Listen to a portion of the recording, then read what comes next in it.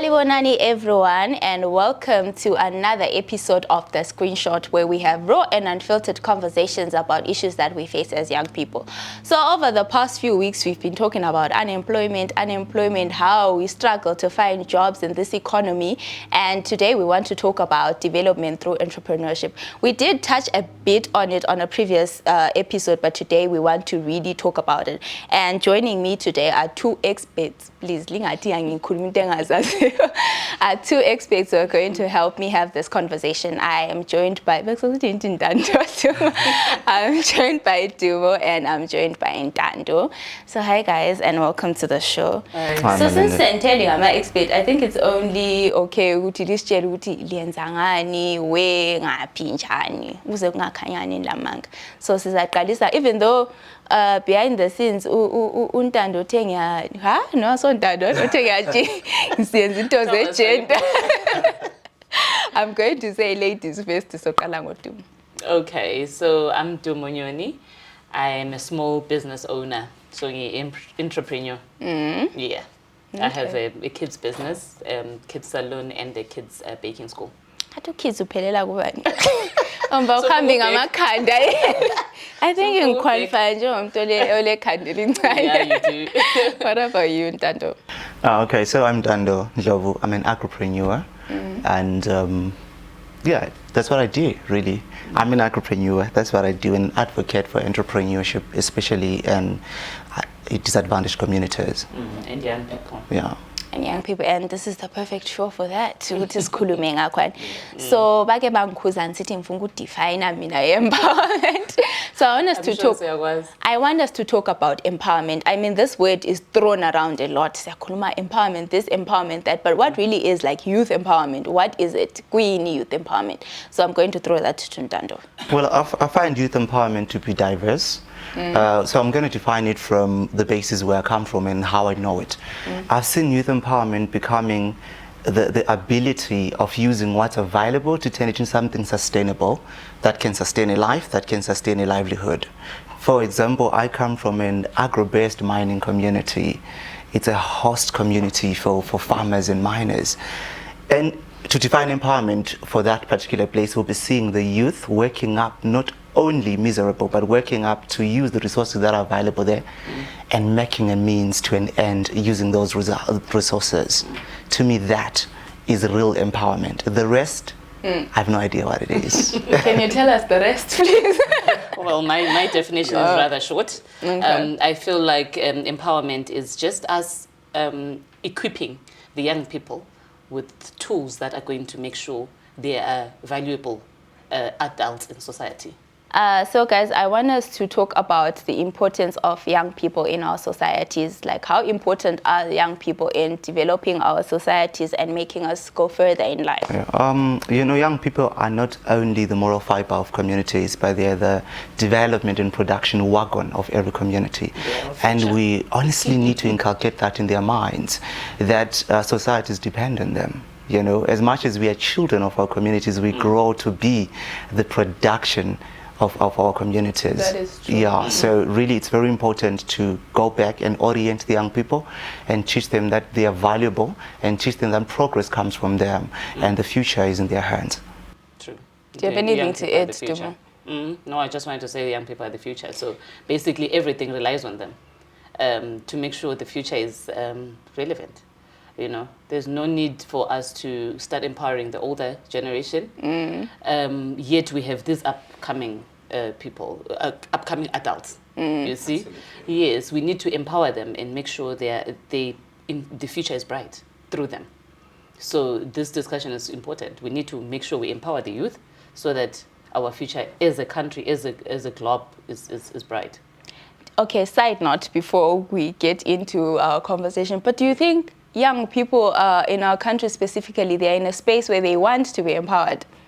Do you think so? Or we've just let it go and we are on some Because they're leaving there's the no country? point, I'm just going to go overseas, I'm going to do this, I'm going to do that. Like, on the last week, on the previous episode, we were talking about how there are many people with degrees that they're not using and they have opted to do other things. So do you think that empowerment is still a topic that is relevant in today's world? Is it relevant? Do they want to? Do we want to? You know, I believe it's a yes or no answer. It also depends on where people are coming from, and it also depends on what you've seen growing up. I'm so fond of where I come from. I come from Bubi. It's a dusty soil. It's a dusty place. If you've seen it in Yati there, it's mining and farming. I have seen people that are doing amazing through farming and through mining. People that would never dream of leaving this country, their prospects are bright. So if you are exposed to such an environment where you've seen people that started from nothing becoming something, honestly speaking, going to the UK, maybe you'll be dreaming of going there as a tourist on a vacation. So I believe it depends on where you come from. It also depends on the kind of education, the kind of incubation that you've gotten where you come from. Personally, it's been a far dream for me to go to the UK, really, because I still have this hope that, you know what, no matter how bleak things are, there still is that light. There's still something that you can do here that you can hold on to and be proud of. So yes, I feel like young people, there are some that would want to go, obviously, for greener pastures, but there are those that still believe there are greener pastures here. I suppose the suge sonke. Bottom line, not everyone is going to leave, and at some point or the other, at some point or the other, we are going to, those who are remaining here have to do something. Absolutely. Yes, so we can't all leave the country. We can't all go. Kule joke leyo to yagcina ukuphuma sicela cheese awuthani yagcina uphume eZimbabwe. Yabo. Sicela Cheese. sicela la ubulentshisi kanjani achise.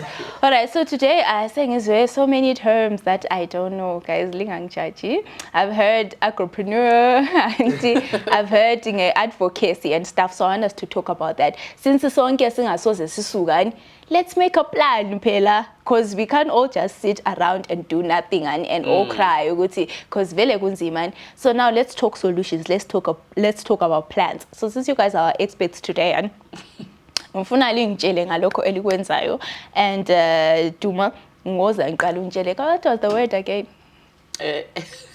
Advocacy. Advocacy. No, basically advocacy is about empowerment. I don't know if I'm throwing in another big word for you. I'm joking. But advocacy is it was advocacy for what? Social entrepreneurial advocacy, and social entrepreneurial advocacy. Yeah, I want us to talk about that. Social entrepreneurial advocacy. Yes.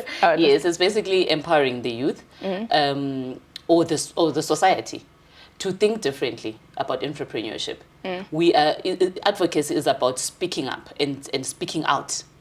Speak out to speak up and let people know about things that they wouldn't otherwise know. Or even if they did, it's about encouragement. It's about inspiring the people. So I'll give an example of because I run a salon, I was asked, there's actually a vocational center at Stone Grove, where I was asked to go and talk to a few students who do hairdressing. They're just doing a short course, hairdressing course. But when I was there, they were asking me, so we just become hairdressers, rent a chair town, and that's it. What can you do? So it's so broad. To someone else, it might look like uzaluginwele utintin, but there's more things that you can do in the beauty industry. It's not just. So it's about going out there and talking to people, inspiring them that no, you can actually open your own corner a salon. You can actually do it endlini and cut out the rentals and whatever. It's about encouraging people and showing them other avenues in entrepreneurship in that field. Umuntu awuyo. Just show them it's all about being unique in that field. You just don't copy with okay, no, it's about you thinking out of the box. How can I really be a unique person in this same industry that Uzbani is in?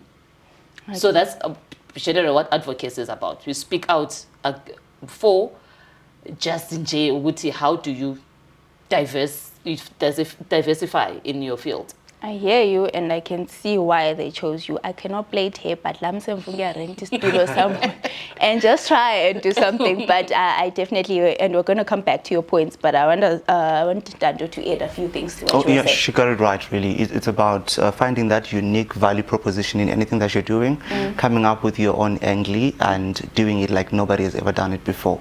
So from my side, I'm an agripreneur. I'm into farming. So. Can I be an advocate of my community throughout? Please, we're children of our communities. I'm not from Blawayo, right? Yeah. So from where I come from, I remember two years back, we worked with a certain NGO called Zella and Zimcard.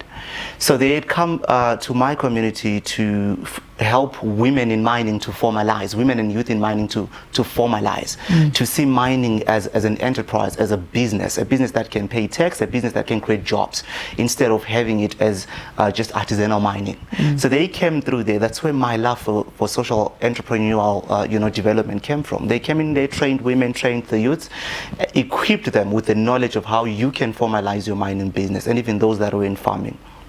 And you know what that did? It attracted so many women that were willing to learn, so many women that didn't know that artisanal mining can be converted into formalized mining, where it can be owned as a business, where you can actually access funding even from the banks, where you can actually access incubation from places like the ZITF, where you can actually go and showcase during the mine entry. So what we did is so I joined Zella as a rapporteur. What I did is we organized the first Matebele North Mining Indaba, right, where we had all these women, all these youths, young people that are in mining coming together just to share knowledge, talk about the challenges that they're facing, come up with solutions, making everything practical. And if you go to Bubi, you realize that as small as the district might be, or as small as communities that are in there, you find that the socio-economic environment is actually viable. It's lucrative. People don't go really broke like we do here. A dollar circulates there. A dollar circulates within the economy. Yeah. So really, it yields. Social entrepreneurial advocates yields good results. So manje senzeni ngalaba bangapha. If it works in a small, let's look at it as a blueprint, and it worked in a relatively smaller community, and they thrived. And so what about bigger communities? What do we do? And you also spoke about uniqueness, on how you should be unique and on how you should be able to go beyond whatever it is you're doing. On this show, we're always talking about how do we encourage people. We want to come up with solutions. We talk about things a lot, but now we want to come up with solutions. What do we do? How do we encourage more and more of these young individuals to step up and do these things and be unique in their own ways, harvest their own talents and stuff? What do we do? Tina, in our bigger communities, I feel we can decentralize. Okay. Instead of having our community is a small one, right? A2 is big. Start from where you are. Yeah. They are vocational centers. I've seen quite a amanya fundisable woodwork, and there's I think in every luggage, I'm not sure, a corner, or there is one that's accessible to them. So as the youth, uhambe konapo enokona within your community, and lame within my community, lawe within your community. So as a collective, it will work. We all start ukufundisana. I've seen these days gule post on Facebook where someone just says, what skill can you teach someone for free? Yes, you've seen it as mina, I can teach you ukuluka. Omunyati mina nzakufundisa ukubheka, uyenza ama cake. So let's start from konoko kuncane esikhona. I promise you, it ripple effect. Kuzasebenza. And there are many skills we don't really try to harness them because we don't think they can make us money. Yes. But talking is a skill. Sometimes now it's a podcast or something like that. Trying to make motivational So I started my restaurant with one rice. So yeah. I hear you. I hear Yeah. you. So now we are living in the modern world. How do we leverage technologies then into our entrepreneurial? Just to bloom English. Can you just call it entrepreneurship? Yeah. Let me take a deep breath. Entrepreneurship. Yes. So how do we leverage these technologies? For you, Dando, you are into farming, right? Yes. So kukhona yini in farming, because farming I know nothing about it, and so I don't really know. Are there new things? I tell you. What about in terms of research and stuff like that? Yeah, this is such a beautiful time to be alive. I know. This is such a beautiful time to be alive, and possibilities are endless. Yeah. In farming, we are literally moving from traditional farming to precision farming. We really haven't reached there in Zimbabwe, but I've seen companies that at the ZITF, I saw this company that had giant drones, that could, instead of you spraying your field using a knapsack, you can actually use the drones, isn't? Right. And you are reducing obviously wastage, and it's efficient and all that. We are literally moving into that level, and because of climate change and which is the biggest issue currently in the world, we are actually advised as farmers to go green in terms of whatever we are doing, instead of that causes land degradation. We need to come up with efficient ways of doing it, maximizing even on the little boats that you are having. So technology, yes, plays a big role in farming, and in terms of marketing our approaches. It's funny how you find a farmer with chickens. They've kept the chickens, they reared their chickens, they've reached a point of sale, and the farmer doesn't have a market. But you go on Facebook, you find people that are always looking for food. The restaurants that are always looking for chickens. So instead of me just coming to town and doing door-to-door marketing, I go on social media, sponsor my outfit and say, you know what, I'm a supplier of chickens. Regularly on this space, I can supply this amount of chickens, and that's where you get your market. It really is. And the people that I've seen, people that deliver fresh veggies, online, you can actually order online, they can come and deliver at home. It's such a beautiful time to exist in. What about you? Yeah, technology is important. I mean, technology is important for not only specified fields, for everything and everyone. Whatever you are in, whatever field you're in, there's technology there somehow. It's one way or the other. And mostly for all of us, it's about marketing. For most of us, it's about the marketing, because now so we'll have TikTok, so we'll have Instagram. You get to market what you're doing. You get people to see your product, and now you add some fun into it. Some pizzazz. Yes, and someone's like, oh, I definitely want to take my child to that salon. You see? And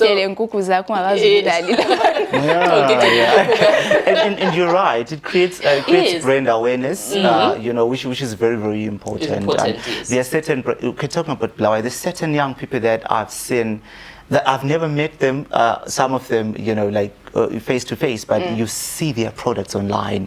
It really took me time to get to know the Deja Vu guy. But you gotta see him. You gotta see him on Twitter. You gotta see him on Instagram. You're gonna see all those things. I once interviewed him for a business magazine. Before I got to know him, and I got in the numbers from you, right? Before I got to know him, but I was seeing the brand awareness, the consistency in terms of his brand, and really, it's such an exciting time. Yes, it really is exciting. Have you ever paid an advert on newspaper? But she's ever done social media. Yeah, newspaper these days, we don't do that. Print media is not doing that. Right? So there is this transition to this technology unlimited world of the online world. Yeah. Subscribe to us online. It is amazing. We'll leave the details there. Yeah, but in your guys, I hear all this, do this, and the better one. They don't have a choice. Because speaking of Alan, to my knowledge, Alan started real estate. Yes. And he started something for himself. For me, I take pride in people that I personally know in things that they do, and and it also motivates me in a way ukuthi umuntu lowo didn't just sit down wathi ha izindlu ngaqalisela ngaphi, companies are not hiring, and let me try and move in a different direction. And so shout out to you, Alan. Shout out to you. Shout out to you, Alan. So now let's talk about where you come from. Yeah. And you said it's Enyati, yeah. Yeah, so are there organizations that you guys work with, or it's solely the community that is doing everything? You know where I come from, it's you have organizations that are so not interested in mining communities because they are characterized with violence and things like that. When you're a host community, when you're a mining host community, there's certain challenges that you face. We normally experience gold rush, where people that really are not coming from our community come and tap into the resources and expatriate, take whatever we have and live with it. So what we've done, I've seen young people come together and owning mining claims and saying, this is where we're going to work together. Even in farming, I've seen young people that come, as consortiums and say, let's join hands together and work together, pool the resources. Because the challenge, especially with mining and farming, it's capital intensive. So, you do it better when you come together and pool resources together. So that's one thing that really has been happening. And when I went to the farm a couple of days back, I noticed that there's this friend of mine who does mining, and he's got lots of water. When Ulamanza Pumayo Mgodinan, he's got lots of water, and he throws them away. I'm into farming, and I say to myself, oh my, I need water. I love water. Water is everything in farming. I said, you know what, I need to talk to this guy. Says that he doesn't waste water. Whenever he's taking water out, he fills my Jojo tank, and then I take the water to my own farm. So that's how the society is becoming connected, and it's exciting that you're seeing this breed of young people that are really taking the reins in terms of production, in terms of mining. Yeah, so you should visit one day. You're invited. I really should. Sure. All of us and cameras. Yeah. We should visit. Yeah. What about you? What's your story? How did it come about? How did having like a child saloon and child baking school have come about? Okay, for the salon, really, there's no story. One afternoon, and literally just hit but I just woke up and was like, light bulb moment. Yeah, I could, because no such thing. I've never heard of it before. Really, like a saloon just for children. Yeah, I know. I'm unique like that. Yeah, it is a very unique concept. For everything I try and be unique. You know what I mean? I know good to get people salon. But kids want a space. So how it came about? I think I took Ntando for a haircut. I took my son for a haircut, and he was restless because why say Linde obaba konapo abaluga ela ukuthi and it wasn't a pleasant experience for him. But I forgot about it. I think, but subconsciously, I think one afternoon I'm like, actually, I could have a salon yabo Dumi water, my child. You know why ben abi water in their own spaces like melon, bagele baluge, sibe happy. Oh, yeah, so nice. Yeah, so something like that. And then with the kids bake, it was an idea I got from Cape Town. So the time I was working in Cape Town some 3 years ago, I was working for a lady or a kids baking club. Kids cooking club. So it was bigger than mine, when I came back home, I was like, no, we could do something fun like that because I enjoyed my time there. We could do something like that lapha. And that's how the idea came about. I took it from her, and then mina ngifuna ukubheka.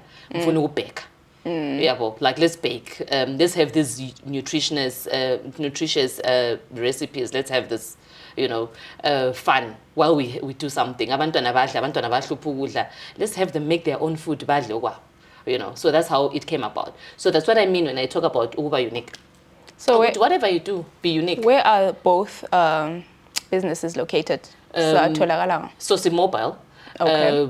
The Maguchisa these days, we do it a hillside, with a pool corner. There's a certain lodge that I work with. When we want something indoors, I work with Playville. Planet. We have it indoors, but play center. Okay. Yeah. Okay. So it's something like that. So let's just think outside the box, because it's difficult to encourage abantu to be entrepreneurs ngoba every corner kule business. Every corner kuthengiswa isigqoko. Every corner kulama boutique. So umuntu uzabuza ukuthi mina manje ngithengiseni.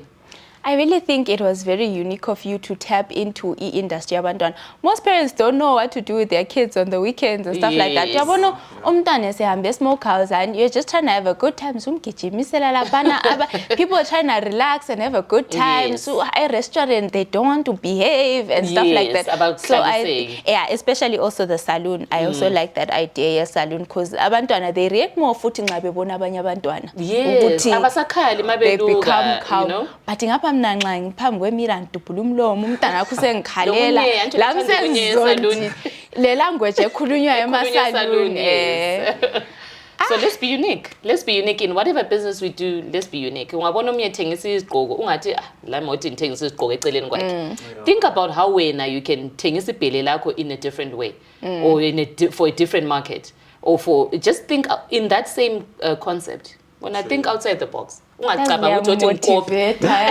were talking about that lady yesterday. Yeah, we were talking about it yesterday. Sells second-hand clothes. So instead of her selling at, she was at Highlanders, you know, where they sell mapele. Instead of her selling there, she said, you know what, let me find a unique way of doing this. Then she rented a full house in suburbs, and then she took those clothes, washed them, ironed them. I think I've seen those on Instagram. You have, and she's so present on Instagram. And I tell you, even the target market, it's the haves. Not the haves. Not the haves. Not to be there. Trust me, because she really has added something into the product. You know, she washes them, irons them, hangs them properly. You know, you can actually go to a ladies section, kids section, you know, whatever sections. Because the whole picking is so I personally don't do kotama, well, because I feel like it's not for men to go there and start, you know, and start doing that. But I prefer going to her place. You've got a place where you can actually try the clothes. You know, you can actually go there, try the clothes. I like this, I don't like this. She's got a fitting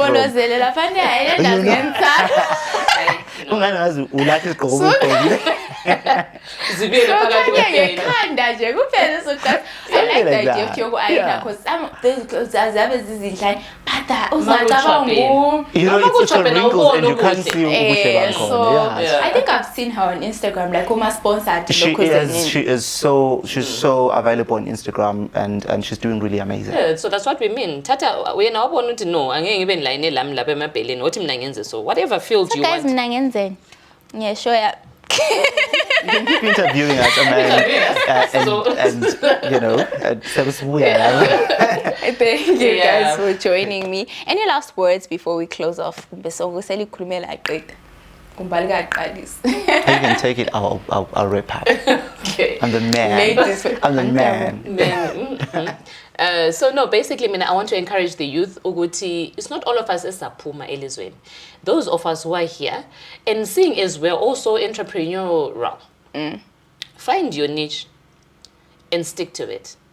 Yeah, well, stick to it. And ube consistent, like what we're talking about. Ube consistent, and one day or the other, something is going to happen. I know it's disheartening and how, you know, the economy is so bad, but keep at it. Keep at it. As long as us have a zimbogoto, really, but by force, by fire. True that. She's right to do more. I mean, it might all seem dark, but there still is a silver lining that it might take really hard looking for you to see the silver lining. It does exist. All I can say is just do what you love and do it passionately. You know, so much voices are going to say, this is not going to work, this is not going to work. I failed so many times, and I take pride in saying that I got so many lessons from my failures, and I'm keeping on it. Like she said, I'm keeping on it, and the sun will shine. One day or the other. Yeah. Hey, you heard it here, guys. The sun will shine for all of us. Let's just keep at it. Let's be consistent with our hustles. And remember, after there's a hustle summit coming up Emalangeni. Check it out on the side pages and check out all our other programs. We've got the Breakfast Club. Check it out. We've got educational content in many platforms. And so siyabonga for watching this episode with us. And I hope sithole something and we're going to be hustlers. So thank you guys for watching. See you next week. Bye.